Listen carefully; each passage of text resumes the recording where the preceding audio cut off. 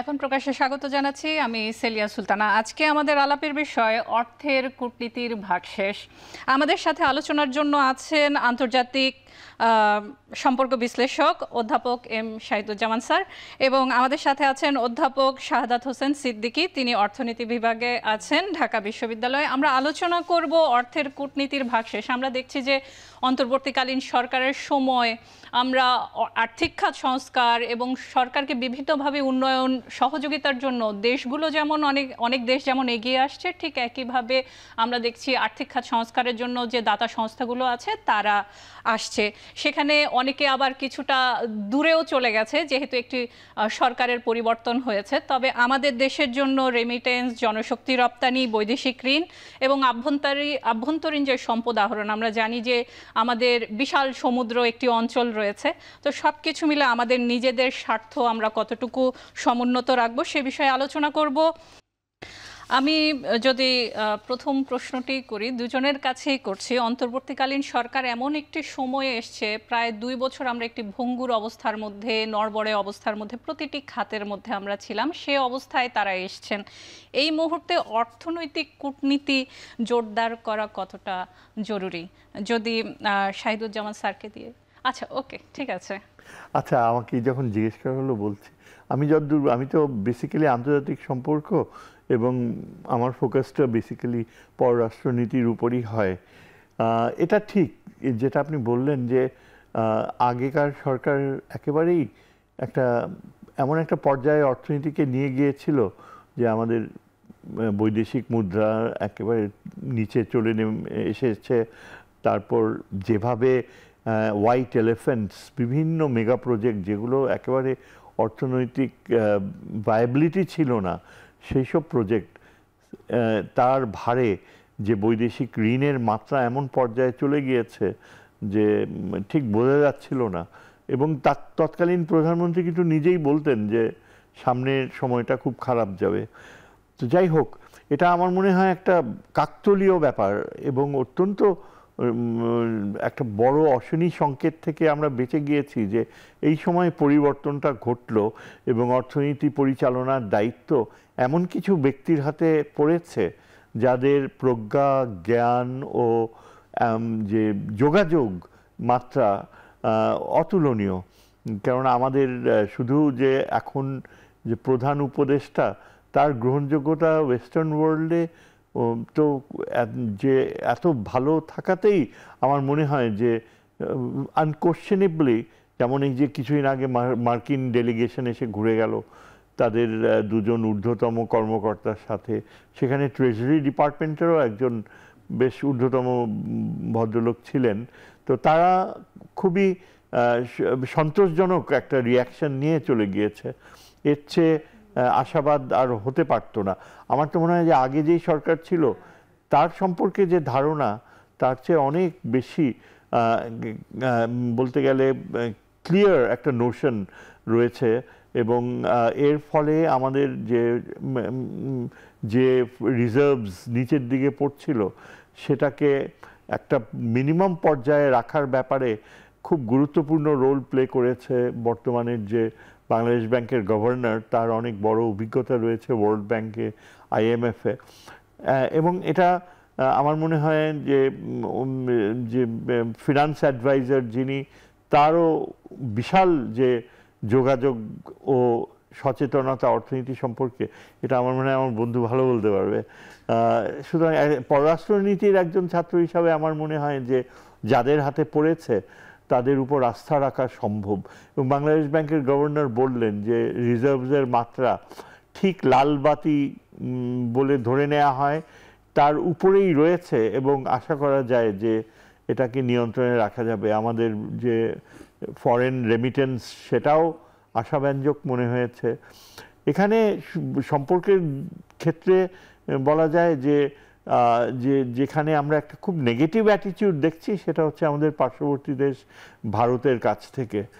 ভারত অত্যন্ত শক্তিশালী একটা প্রোপাগ্যান্ডা ওয়ারফেয়ার আমরা বলি, যে তা ইচ্ছাকৃত একটা যে যোগাযোগ মাধ্যমের বাংলাদেশকে হেয় প্রতিপন্ন করার এমন একটা পর্যায়ে চলে গিয়েছে তার সবচেয়ে বড় দিক হচ্ছে তারা বলছে যে বাংলাদেশের অর্থনীতি নাকি একেবারে কলাপস করার মতো অবস্থা, যেমনটা সিরিয়া আর ইরাকের কাছাকাছি অবস্থান হিসেবে দেখাচ্ছে। এটা একটা পররাষ্ট্রনীতির প্রোপাগ্যান্ডা ওয়ারফেয়ার হিসেবে আমরা বলি, ইচ্ছাকৃত ধারণা, কেননা তারা আগেকার সরকারকে ক্ষমতায় রাখার জন্য খুবই প্রচণ্ড প্রচেষ্টা চালিয়েছিল, শেষ পর্যন্ত সম্ভব হয়নি।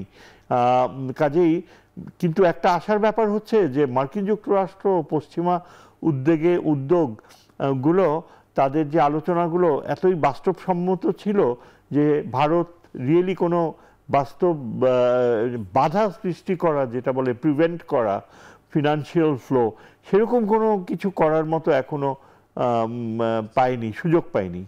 সো আমি এখানেই থামবো। সাদাত স্যারের কাছে যদি বলি, স্যার যেমন বলছিলেন যে কলাপস করার মতো একটি অবস্থা, প্রোপাগান্ডা ছড়ানো হয়েছে। আমরা দেখেছি জুলাই মাসেই যখন আন্দোলন চলছিল তখনই কিন্তু অনেক ধরনের প্রোপাগান্ডা, বিশেষ করে হচ্ছে পোশাক খাত নিয়েও আমরা দেখেছি প্রোপাগান্ডা চলেছে। আমরা ঠিকমতো যারা আমাদের বায়ার আছে তাদের যে পণ্যের চাহিদা সেটি আমরা দিতে পারবো না, এরকম বেশ কিছু বিষয় রয়েছে।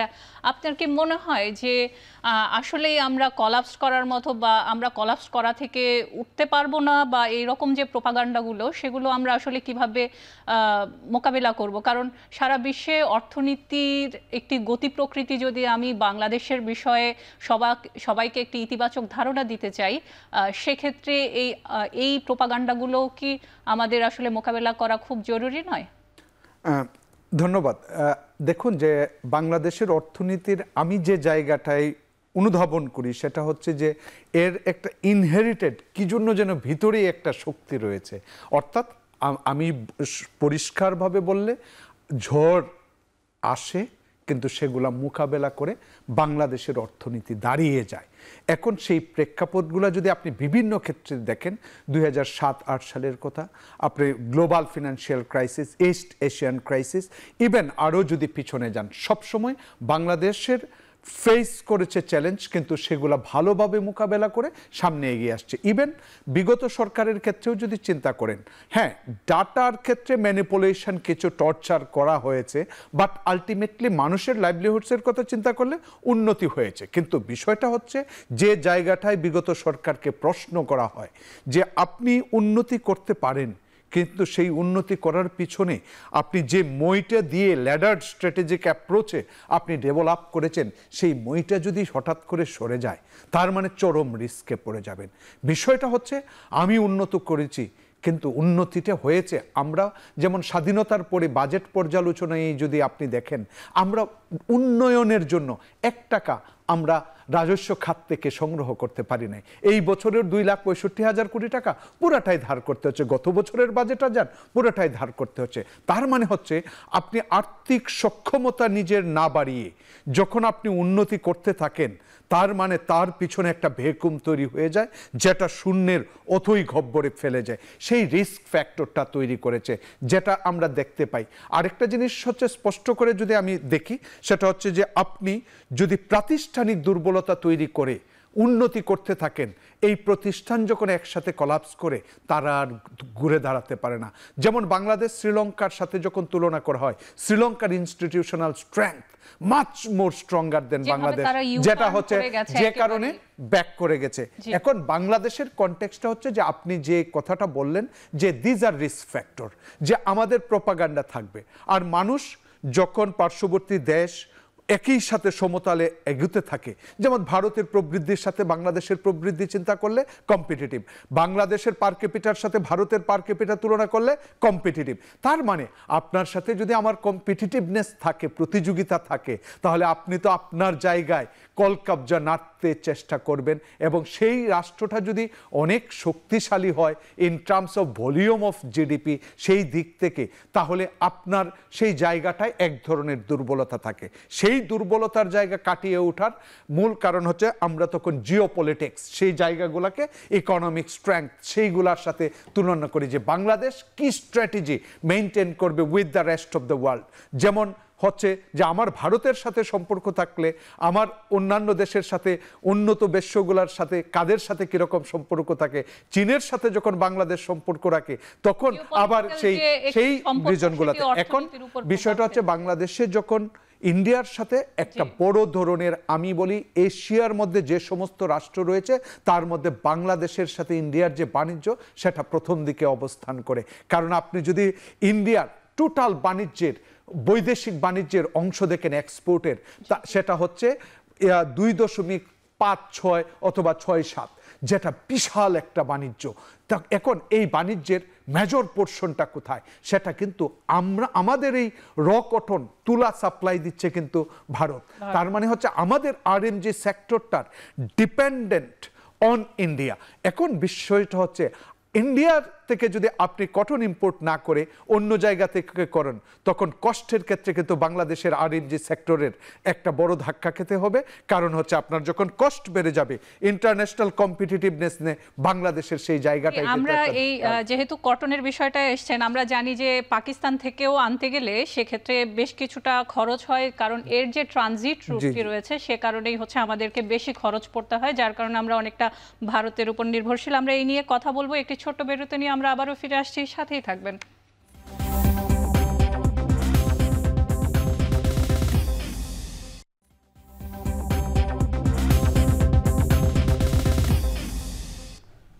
বিরতির পর আবারও ফিরে এলাম। আমরা কথা বলছি অর্থের কূটনীতির ভাগশেষ নিয়ে। আমরা কথা শেষ করেছিলাম ভারতের সাথে আমাদের যে সম্পর্ক, বিশেষ করে পোশাক খাতের বিষয়গুলো নিয়ে।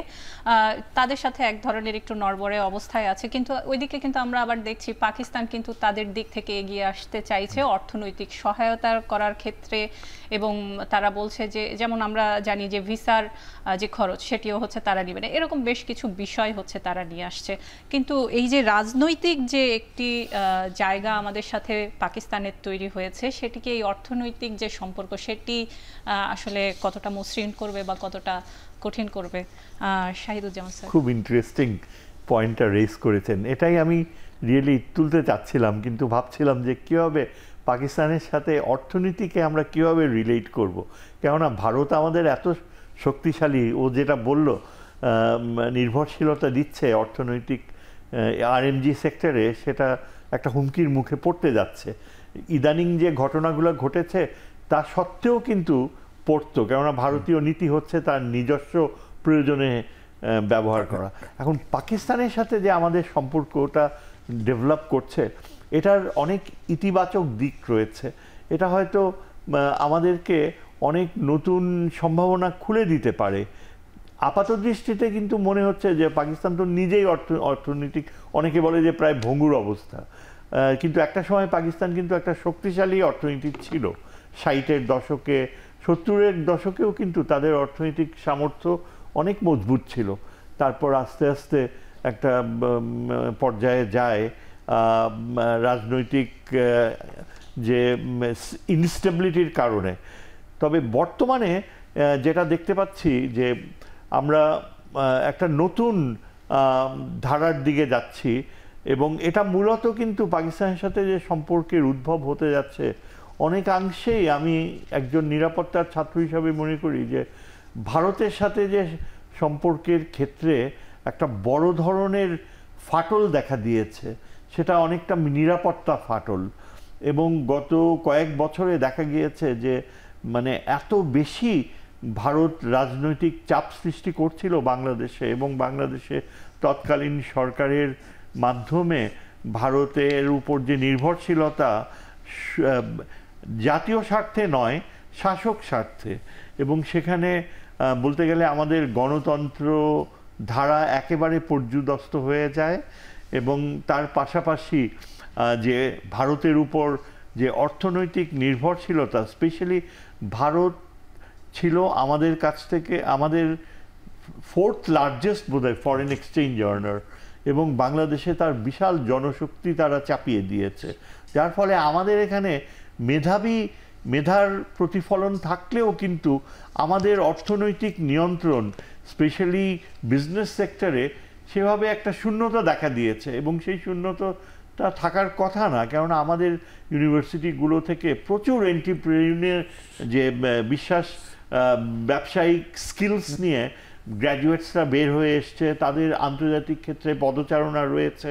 এমনকি মার্কিন যুক্তরাষ্ট্রের অনেক বড় বড় মাল্টিন্যাশনাল কোম্পানিজেও কিন্তু বাংলাদেশি মানুষ সেখানে ভালো ভালো পজিশন ডমিনেট করছে।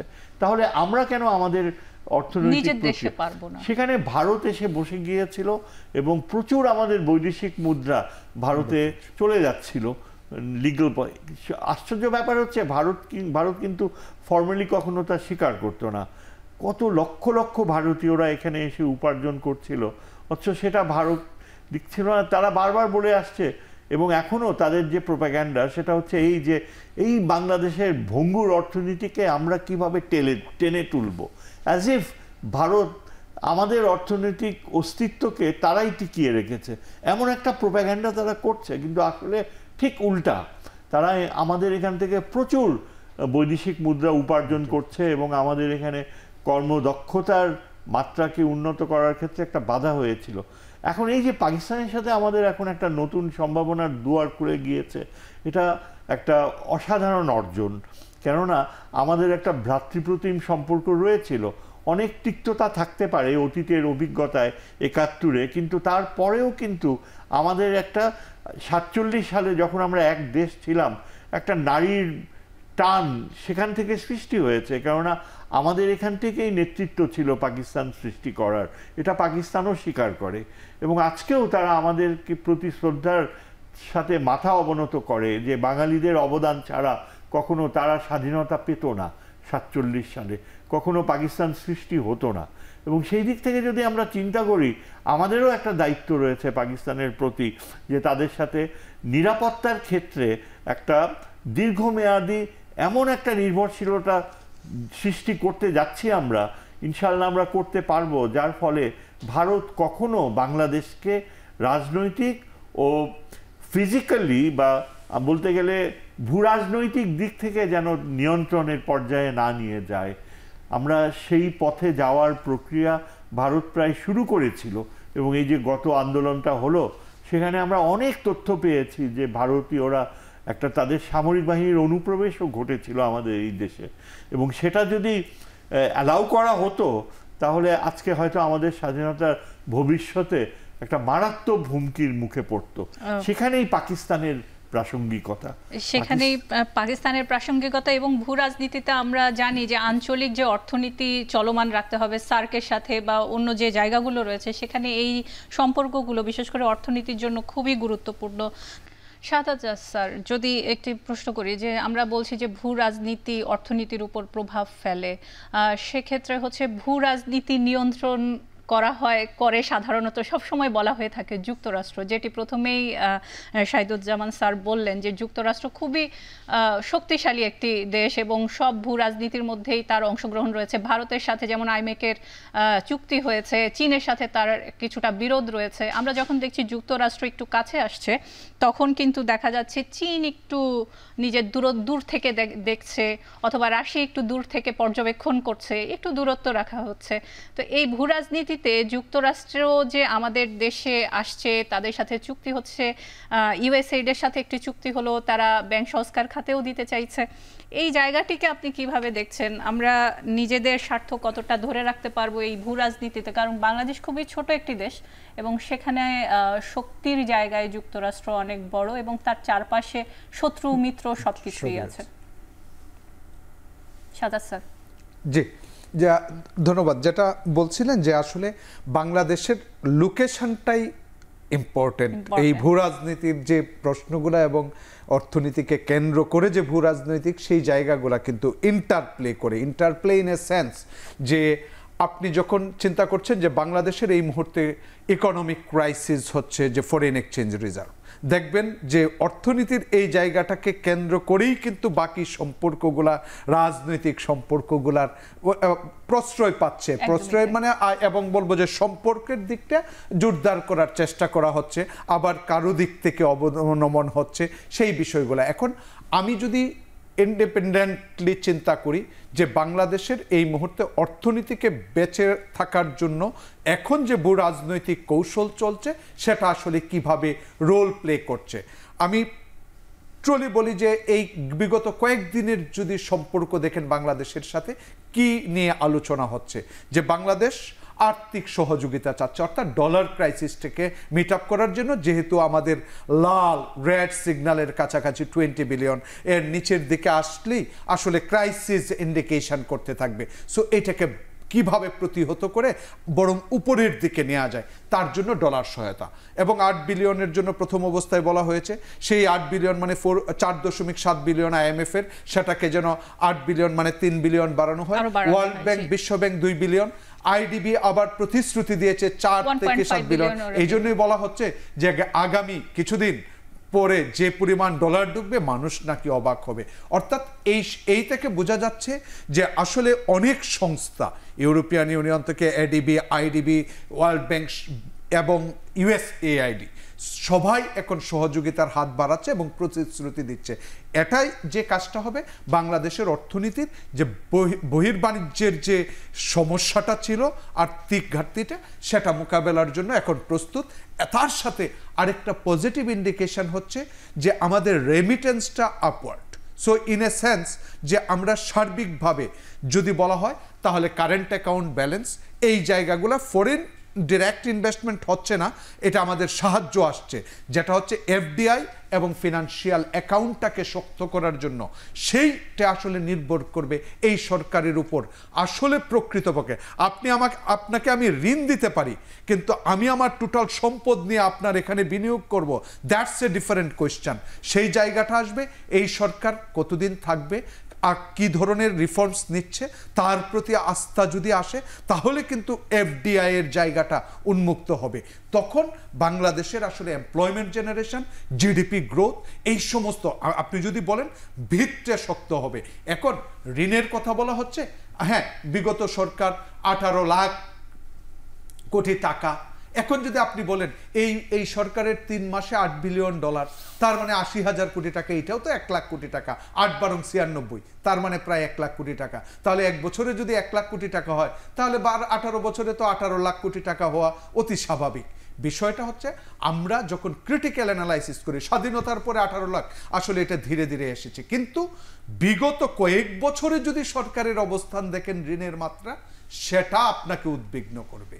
এত বেশি ঋণ নেওয়া হয়েছে, অর্থাৎ এত বেশি ঋণ নেওয়া মানে হচ্ছে আপনি আপনার আর্থিক সক্ষমতা বাড়াতে পারেন না বলে প্রত্যেকটা ডেভেলপমেন্ট বাজেট এডিপি যা করছেন পুরাটাই আপনাকে ঋণ নিতে হচ্ছে, সেটা দেশের ভিতর থেকে, দেশের বাহির থেকে। এখন বাহির থেকে যখন নিচ্ছেন তখন আসলে পেমেন্ট করতে গিয়ে আপনার হুচট খেতে হচ্ছে।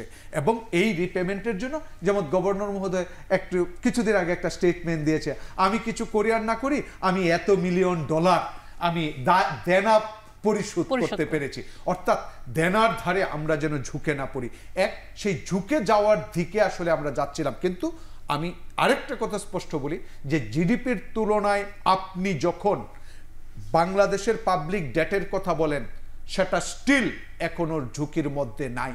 সাউথ এশিয়া প্যাসিফিক কান্ট্রিগুলোর কথা তুলনা করলে যেটা 86%, সেটা আসছে 42%। আমি জাস্ট আপনাদেরকে বলছি যে তার মানে এই নয় যে আমরা লাফিয়ে আমি বলবো যে ঋণের যেমন 1 লাখ কোটি টাকা কমানোর জন্য বলা হচ্ছে, সেটা কিন্তু উন্নয়ন বাজেট থেকেই কমানো সম্ভব হয়। অর্থাৎ আমরা বেপরোয়াভাবে যেভাবে খরচ করছিলাম, সেটাকে কিভাবে সংযত এবং রিলায়েবল আস্থার মধ্যে আনা যায়, সেটার উপর গুরুত্ব দিতে হবে। অসংখ্য ধন্যবাদ। এই বিষয়ে আমরা আরো কথা বলবো, একটি ছোট্ট বিরতি নিয়ে আমরা ফিরে আসছি।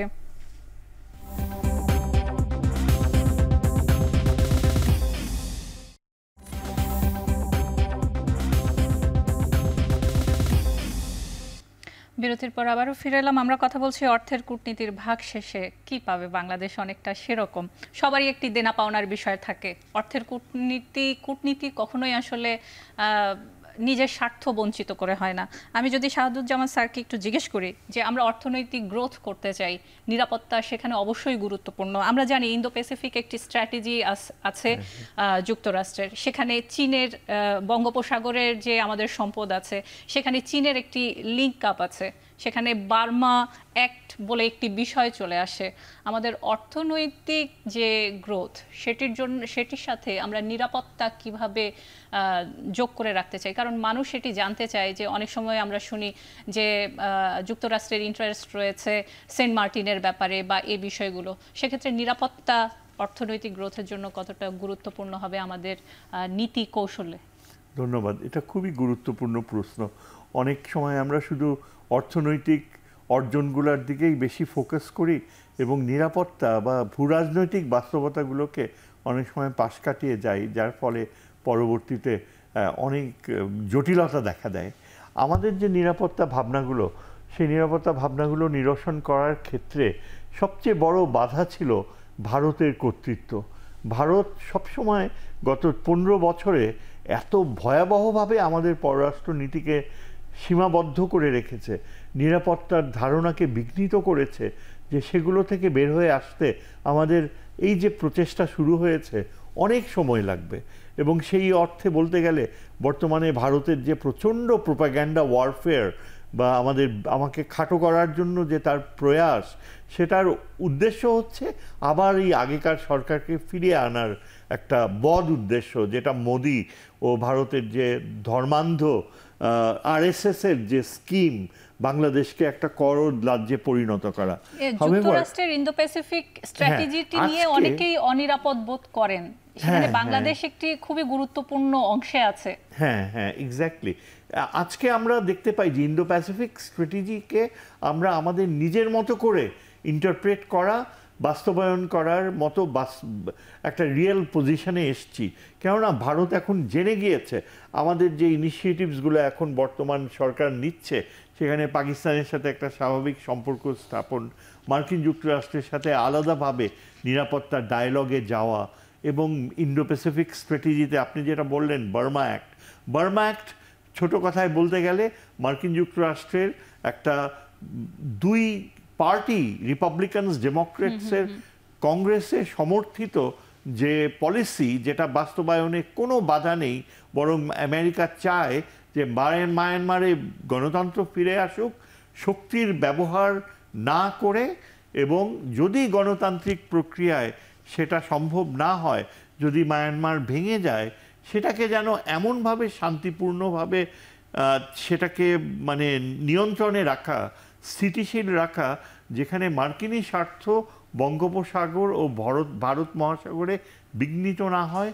যেখানে চীন যেন মার্কিন স্বার্থকে বিঘ্নিত না করে মায়ানমারে ও ভারত মহাসাগরে। এখানে আমরা কি রোল প্লে করতে পারি? আমাদের জন্য এটা বাস্তবতা হচ্ছে যে চীন যেমন গুরুত্বপূর্ণ আঞ্চলিক শক্তি হিসাবে, আমেরিকাও ঠিক তেমনি গুরুত্বপূর্ণ। এখন ভারতের যে স্বার্থ যে আমাদেরকে বাধাগ্রস্ত করা, সেটা যদি আমরা বের হয়ে আসতে পারি বা যে প্রচেষ্টাও নেই, তাহলে যা হবে, একদিকে চীনকে আমরা অনেক বেশি আস্থায় নিতে পারবো। দেখেন, চীন কিন্তু মায়ানমার যেহেতু ভেঙে যাচ্ছে, মায়ানমারের উপর তার যে বড় ধরনের নির্ভরশীলতা বঙ্গোপসাগরে প্রবেশ করতে, সেটা অনেকটা বাধাগ্রস্ত হয়ে যাচ্ছে। চীন এখন মায়ানমারকে সমর্থন দেয়, তার সরকারকে একদিকে সামরিক সরকারকে সহায়তা দেয় অস্ত্র দিয়ে, আবার যারা ভেঙে ফেলতে চায় মায়ানমারকে, যেমন আরাকান আর্মি, তাদেরকেও সহযোগিতা দেয়। কারণ চীন চায় যে যারাই ক্ষমতায় আসুক ভবিষ্যতে, তার উপর প্রভাব থাকবে। তবে এখানে একমাত্র বাংলাদেশ হচ্ছে পার্শ্ববর্তী দেশ, যেটা একটা অল্টারনেটিভ চীনকে সহযোগিতা করতে পারে তার বঙ্গোপসাগরে তার উপস্থিতি রাখতে। এই বাস্তবতায় আমরা চীনকে আস্থায় কিভাবে আনতে পারি? যেমন ধরেন তিস্তা প্রজেক্ট, সেখানে চীন সবচেয়ে যোগ্য। এই তিস্তা প্রজেক্টের কারণে আমরা এত ভুগছি, আর তিস্তা পাড়ের লোকেরা বারবার চায় যে চীনের সহযোগিতায় যেন নদীকে আমরা নিয়ন্ত্রণে রাখতে পারি। ভারত সেখানে বাধা দিচ্ছিল, আজকে আমাদের সেই বাধা আমরা অতিক্রম করতে পারবো। খুব আশা করা যায় যে চীনকেই আমরা আহ্বান করব। এটা যেমন একটা বাস্তবতা, চীনের আস্থায় নেয়া। তারপর ধরেন বঙ্গোপসাগরে আমাদের এই যে রামপাল বিদ্যুৎ কেন্দ্র, এটা অ্যাবসলিউটলি আমাদের জন্য একটা বোঝা, শ্বেতহস্তি। সেখান থেকে আমরা যদি ভারতকে কোনো রকমে নিরুৎসাহিত করতে পারি, তাহলেও সেটা চীনকে অনেকাংশেই আস্থায় নেয়ার সহযোগিতায় অর্থাৎ সহযোগিতা করবে। তবে কোশ্চেন হলো সেটা মার্কিন যুক্তরাষ্ট্রকে আমরা কি তার তার সহযোগিতা কি আমরা তখন হারাবো? না, আমরা হারাবো না। আমাদেরকে ব্যালেন্স করতে হবে। বার্মা অ্যাক্টের বেলায় এই যে রোহিঙ্গাদের ফেরত পাঠানো, কালকেই ফরেন সার্ভিস একাডেমিতে একটা সেমিনার ছিল যেখানে আমরা আলোচনা করেছি এবং সবার সম্মতি ছিল যে মায়ানমারের যে আরাকান আর্মির যে নিয়ন্ত্রণ, সেই প্রক্রিয়া বাস্তব এবং আমরা সেখানে তাদের সাথে একটা সহযোগীর ভূমিকায় আসার কথা চিন্তা করতে পারি। সেই জায়গাটি অবশ্যই আমাদের তৈরি হবে। শাহাদাত স্যার, নিরাপত্তার বিষয়টি কতটা গুরুত্বপূর্ণ? স্যার তো বললেন অনেকগুলো দেশের সাথে কিন্তু আমাদের চলতে হয়, কূটনৈতিক নীতির জায়গাটি আমাদের চিন্তা করতে হবে, বিনিয়োগ আনতে চাই আমরা, সেখানে স্থিতিশীলতা কতটা জরুরি? না, এটা তো অবশ্যই জরুরি। মানে বিষয়টা হচ্ছে যে স্থিতিশীলতা না হলে যে জায়গাটা হয় যে মানুষের যে আস্থা, মানে আস্থাহীনতাই ভুগে কখনো অস্থিতিশীল পরিবেশে। এবং আরেকটা জায়গা হচ্ছে যে যেমন আমাদের ফিনান্সিয়াল সেক্টরে যে জায়গাটা হচ্ছে যে আস্থাহীনতা, অনেক ব্যাংকের প্রতি আপনার আস্থা নেই, যে কারণে ওই ব্যাংকগুলো দুর্বল হচ্ছে। ঠিক একইভাবে রাষ্ট্রের প্রতি যখন আস্থাহীনতা হয় তখন বিদেশি বিনিয়োগকারীরা আর আসতে চায় না। এবং আপনার যখন ফিনান্সিয়াল অ্যাকাউন্টটা দেখবেন বাংলাদেশের, যদি বিশ্লেষণ করেন ফরেন কারেন্সি রিজার্ভের সবচেয়ে আঘাত হানছে কোন অ্যাকাউন্টটা, সেটা হচ্ছে ফিনান্সিয়াল অ্যাকাউন্ট। সেই ফিনান্সিয়াল অ্যাকাউন্টে 8 বিলিয়ন থেকে 9 billion negative. So 9 billion is a huge amount of. So এই জায়গা কেন? তার মানে হচ্ছে এই দেশে যে বিভিন্ন জায়গায় স্টক, বন্ডস, গভর্নমেন্ট সিকিউরিটি, সেই সব জায়গায় বিনিয়োগ করেছিল, একটা দেশে মূল্যস্ফীতি যখন ভয়াবহ হয়ে যায় তখন আপনি তো টাকা ইনকাম করে মূল্যস্ফীতি সব খেয়ে ফেলে। আরেক দিক দিয়ে হচ্ছে যখন কারেন্সি ডিভ্যালুয়েশন হতে থাকে, টাকা অবমূল্যায়ন হতে থাকে, তখন অবমূল্যায়ন তো আপনার ব্যবসায় যা প্রফিট করবেন সব তো খেয়ে ফেলবে। তার মানে হচ্ছে মূল্যস্ফীতি যদি আপনার বাড়তি মানে প্রফিট খেয়ে ফেলে এবং অবমূল্যায়ন যদি খেয়ে ফেলে, তাহলে সেই দেশে আপনি তো বিনিয়োগ করে কোনো লাভ নেই। এই জন্যই বাংলাদেশের এখন সবচেয়ে বড় জায়গা হচ্ছে যে ফরেন কারেন্সিটাকে স্টেবিলাইজ করা, যেটা অলমোস্ট কাছাকাছি পর্যায়ে, এবং আমরা যে ইন্ডিকেশন দেখতে পাচ্ছি সেটা একটা স্থিতিশীল পর্যায়ে চলে যাচ্ছে। আর মূল্যস্ফীতিটা এখন হচ্ছে ফরেন কারেন্সিটাকে যদি আমরা ধরে রাখতে পারি, তখন হবে কি যে অটোমেটিক্যালি আমাদের প্রায় 50% থেকে 55% পর্যন্ত মূল্যস্ফীতি দায়ী হচ্ছে ফরেন কারেন্সির সাথে। অর্থাৎ আমরা যা ইম্পোর্ট করি সেখানে যদি কারেন্সির অবমূল্যায়ন হয়, সেটার কারণে মূল্যস্ফীতি হয় 50%-এর বেশি। এটা স্টেবিলাইজ হওয়া মানে কিন্তু 50% মূল্যস্ফীতি কন্ট্রোলে চলে আসবে সামনে। তো এটা একটা বড় ইন্ডিকেশন। আরেকটা হচ্ছে এখন বর্তমান যে কেন্দ্রীয় ব্যাংকের গভর্নর, উনি আসলে বাংলাদেশের অর্থনীতি অনেকটা বলতে গেলে ওনার মাথায় রেখেই চলতে পারেন এবং সেইভাবেই কাজ করবেন আশা করি। এখন প্রশ্নটা হচ্ছে সেটা করতে গিয়েও অনেক ক্ষেত্রে ধাক্কা খেতে হয়। যেমন উনি কন্ট্রাকশনারি মনিটারি পলিসির মধ্যেই আছেন, কিন্তু আবার নগদ সহায়তায় যেটা সরাসরি প্রিন্ট করা হতো, এখন হয়তো সরাসরি প্রিন্ট করলে মূল্যস্ফীতিকে আরো উস্কে দিত। এখন বিকল্প হিসাবে নগদ সহায়তাটা রাখছে, কিন্তু ইন্টারব্যাংক থেকে রাখছে। তার মানে হচ্ছে এটাও একটা কৌশল। এই কৌশলগুলা হয়তো কাজে লাগবে। এই অর্থনৈতিক জায়গাটায় যখন স্থিতিশীলতা আসে, মানুষ কখন সরকারের প্রতি অস্থিতিশীল আচরণ করে অথবা আপনি বলতে পারেন সরকারের বিরুদ্ধে আচরণ করে হচ্ছে মূলত কারণ হচ্ছে অর্থনৈতিক কারণ। আপনি যখন দেখেন যে এই গরিব শ্রেণীর মানুষ মূল্যস্ফীতির কারণে তারা নিঃশ্বাস নিতে পারতেছে না, আমি বলবো তাদেরকে জাস্ট মেরে ফেলা হচ্ছে একে টাইম। কারণ মূল্যস্ফীতি আমরা বলি যে এটা একটা মারাত্মক ব্যাধি অর্থনীতির জন্য। সেই ব্যাধিটা কিন্তু বিগত সরকার চেষ্টা করেও কমাতে পারে নাই। এখন নির্ভর করছে এই সরকার এইটাকে কতটুকু কন্ট্রোল করতে পারে, ফরেন কারেন্সি রিজার্ভকে কতটুকু কন্ট্রোল করতে পারে। আমাদের সার্বিক ব্যাংকের যে 10টা থেকে 12টা ব্যাংক যে অতই গহ্বরে হারিয়ে যাচ্ছে, সেইগুলা একটাও যদি তলিয়ে যায়, বাকি ব্যাংকগুলাও ভালো ব্যাংকগুলাও কিন্তু ধ্বংসের পথে চলে যাবে। কারণ ম্যাক্রো সমষ্টিক অর্থনীতি প্যানিকে কাজ করে রেদার দেন রিয়েলিটি। অনেক ক্ষেত্রে বাস্তবে একটা অংশ নিচ্ছেন কিন্তু প্যানিক ছড়ায় দেন, একদিনে অর্থনীতি শেষ। সো এই জায়গাগুলোকে ওনারা কতটুকু সামনে ট্যাকেল করতে পারে, তার উপর আসলে আমি বলবো দেশের আর্থিক স্থিতিশীলতা, তার সাথে রাজনৈতিক স্থিতিশীলতা, একই সাথে আমরা জিওপলিটিক্সের কারণে যে নিরাপত্তা, সবগুলোর স্থিতিশীলতা যদি হয় তাহলে বাংলাদেশ সামনে এমনিতে এগিয়ে যায়। অসংখ্য ধন্যবাদ। আমরা একটি বিরতি নিয়ে আরও কথা বলবো। আমরা সামনে এলডিসি গ্র্যাজুয়েশন করতে যাচ্ছি, সেখানে শুল্কর ক্ষেত্রে, প্রবেশাধিকারের ক্ষেত্রে, শুল্ক মুক্ত প্রবেশাধিকারের ক্ষেত্রে কী ধরনের কূটনৈতিক তৎপরতা চালানো যেতে পারে তা নিয়ে আলোচনা করব। বিরতির পর আবারও ফিরে আসছি।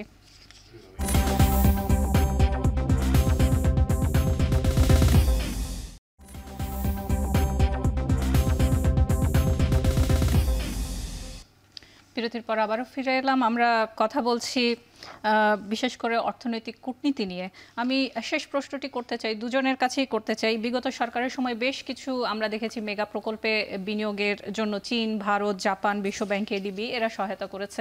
এই জায়গাগুলোতে কি এখন বিনিয়োগের কি পরিণতি, বা তাদের সাথে কিভাবে আমরা আসলে যোগাযোগ বাড়াতে পারি? আরেকটি বিষয় হচ্ছে যে এই দেশগুলোতে যেমন আমরা দেখছি যে ইউরোপীয় ইউনিয়ন এবং ইউকেতে হচ্ছে এরই মধ্যে আমরা 2029 সাল পর্যন্ত শুল্কমুক্ত একটি প্রবেশাধিকার পেয়েছি। অন্যান্য দেশগুলোর সাথে আমাদের গতি কিভাবে বাড়াতে পারি এই জায়গাটিতে? সাদুজ্জামান স্যার। এটা বেসিক্যালি তো অর্থনীতির প্রশ্ন, তবে এখন বিশ্ব ব্যবস্থা পরিবর্তনের মধ্য দিয়ে যাচ্ছে এবং অসাধারণ কিছু নতুন নতুন বাস্তবতা সৃষ্টি হবে আগামী মাসগুলোতে। সবচেয়ে গুরুত্বপূর্ণ হচ্ছে যে অর্থনৈতিক প্রক্রিয়া নির্ভর করবে যে আগামীতে এই যে রাশিয়া আর ইউক্রেনের যুদ্ধ, এটা আদৌ শেষ হবে কি না।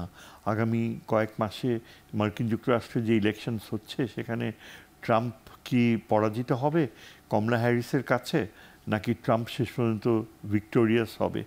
যদি ট্রাম্প জিতে যায় তাহলে ইউরোপের বাস্তবতা অন্যরকম পর্যায়ে চলে যাবে এবং নেটোর প্রাসঙ্গিকতা কমে যাবে, এবং তখন ইউরোপের দেশগুলো কিন্তু যে এই যে আমাদের মতো দেশগুলোর সাথে অর্থনৈতিক সহযোগিতার ক্ষেত্রে অনেকাংশেই বাধ্যতামূলকভাবে প্রভাবিত হবে।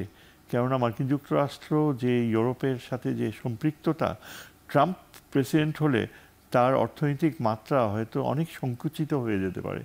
তবে ট্রাম্প আসলে এটাও সত্যি যে হয়তো ইউক্রেনের যুদ্ধ যদি থেমে যায় তাহলে ইউরোপে ইউক্রেনকে নিয়ে এমন একটা নতুন বাস্তবতা সৃষ্টি হবে যেটা আমাদের মতো দেশগুলোকে এফেক্ট করতেও পারে।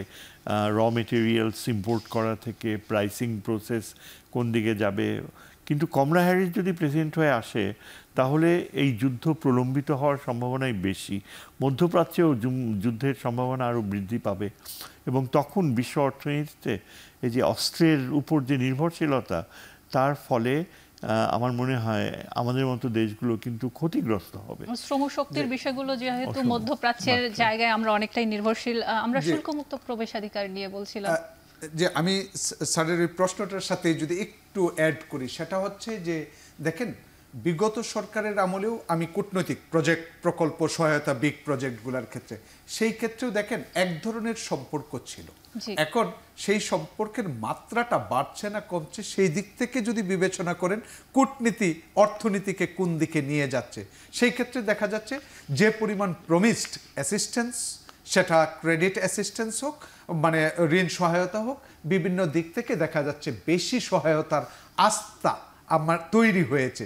সেই জায়গা থেকে আমি বলবো এটা পজিটিভ ইন্ডিকেশন যে ফর ইমপ্লিমেন্টেশনস অফ দোজ প্রজেক্টস, যে বিগ প্রজেক্ট আর যেগুলো আসলে বাস্তবায়নের পথে সেগুলোকে বাস্তবায়ন করতে হবে, না হয় কিন্তু বাংলাদেশের বোঝা হয়েই থাকবে যতদিন পর্যন্ত কমপ্লিশন না হবে, রেভিনিউ জেনারেশন না হবে।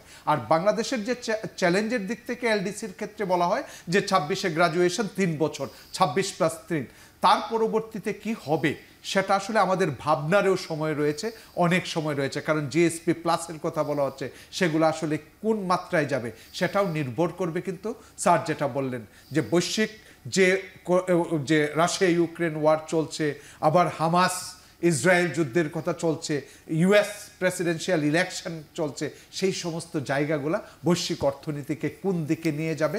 সেই ক্ষেত্রে আবার বাংলাদেশেরও রাজনীতি কোন দিকে, রাজনৈতিক সরকার কিভাবে আসবে, সেটাও কিন্তু আসলে দেখার বিষয়। সেই সরকার আসলে বহির্বিশ্বের সাথে কোন ধরনের সম্পর্ক স্থাপন করবে তার উপর নির্ভর করবে বেসিক্যালি বাংলাদেশের ভবিষ্যৎ অর্থনীতি। অসংখ্য ধন্যবাদ আপনাদেরকে। আমরা কথা বলছিলাম যে অর্থের যে কূটনীতির যে ভাগশেষ সেটি শেষ পর্যন্ত নিশ্চয়ই ইতিবাচক হবে। বাংলাদেশ ব্যাংক কাজ শুরু করেছে। অন্তর্বর্তীকালীন সরকারে আমরা বেশ কয়েকজন অর্থনীতিবিদদেরকেই দেখতে পাচ্ছি। আমরা সেখানে আশা রাখতেই পারি এবং আজকের মতো এখানেই শেষ করছি। ভালো থাকবেন।